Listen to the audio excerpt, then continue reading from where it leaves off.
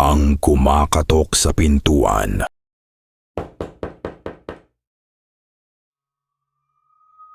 Magandang gabi, mga manonood. Isa na namang nakakatakot na kwento ang ipapakinggan natin ngayong gabi. Sabi ng nagpadala, hanggang ngayon daw, hindi niya pa rin alam kung anong klaseng nilalang ang bumisita sa kanya. Ang title ng kwento niya, Ang Kumakatok sa Pintuan. Handa na ba kayo? Tahimik lang, patayin ang ilaw at pakinggan ang kwento ni Mara. Magandang gabi po. Ako nga po pala si Mara.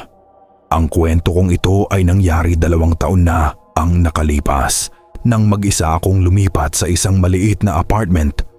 Tahimik ang lugar, mura ang upa at malapit sa trabaho. Kaya akala ko jackpot na ako. Pero sa unang linggo pa lang, may kakaibang nangyari. 12:00 ng gabi, habang nakahiga ako at nagbabasa sa phone, may narinig akong 3 katok sa pinto.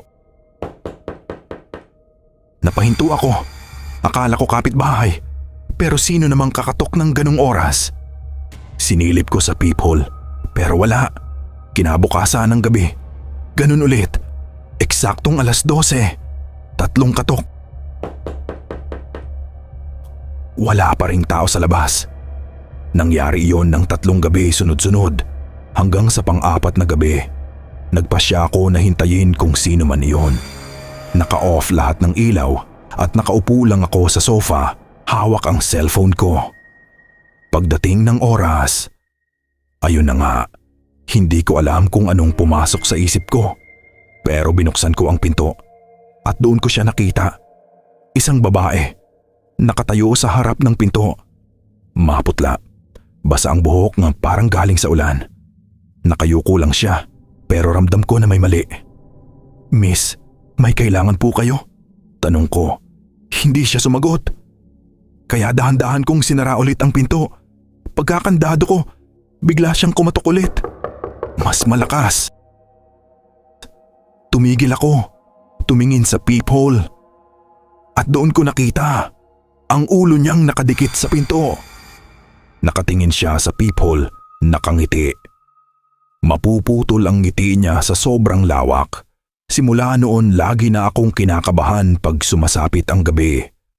Minsan, habang natutulog ako, nagigising ako nang may maramdaman akong malamig na hangin sa tenga. Parang may humihinga sa tabi ko. Pagdilat ko, wala naman. Pero kita kong bukas ng bahagya ang pinto. Sigurado akong isinara ko yun bago matulog. Kinabukasan, nagpasya akong maglagay ng asin sa may pinto. Sabi ng mga matatanda, protection daw yun. Pero nung gabi rin yun, nagulat ako. Walang kumatok.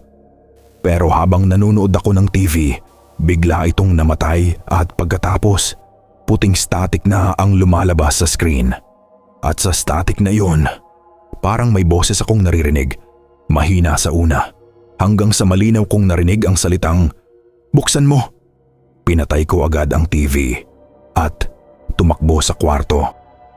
Pero sa salamin sa kwarto ko, may nakasulat. Parang gamit ang daliri sa hamog. "Bakit ayaw mo akong papasukin?" Hindi ko alam kung paano yun nasulat. Hindi ko rin alam kung anong ibig sabihin nun. Hanggang isang gabi, may dinala akong kaibigan na matapang daw. Sabi niya, gusto niyang makita kung totoo ang sinasabi ko. Gabi ng Sabado yun. Mag-aalas 12 na. Tahimik kami pareho, nakaupo sa may sala. May dala siyang kamera para daw makuhanan kung anuman ang kumakatok. Eksaktong 12:00, ayun na nga ulit. Tumayo siya at sinilip ang peephole. Pagtingin niya, bigla siyang napaatras. Namumutla siya at umiiyak. Sabi niya, "Huwag mong buksan kahit anong mangyari." Biglang kumalabog ang buong pinto. Tuloy-tuloy, parang galit na galit. Nanginginig na ang kamay ko at naiiyak na. Pero hindi ko binuksan. Hanggang biglang tumahimik. Tahimik na tahimik. Lumapit ako ulit sa peephole. At doon ko nakita, hindi na siya babae. Isang mukha na lang. Walang katawan. dikit na dikit sa pinto at nagsisimulang dumugo ang mga mata. Biglang pumutok ang ilaw at tumigil lahat. Nang bumalik ang kuryente, wala na. Pero sa sahig, may naiwan 3 basang marka ng kamay, parang nilubog sa dugo.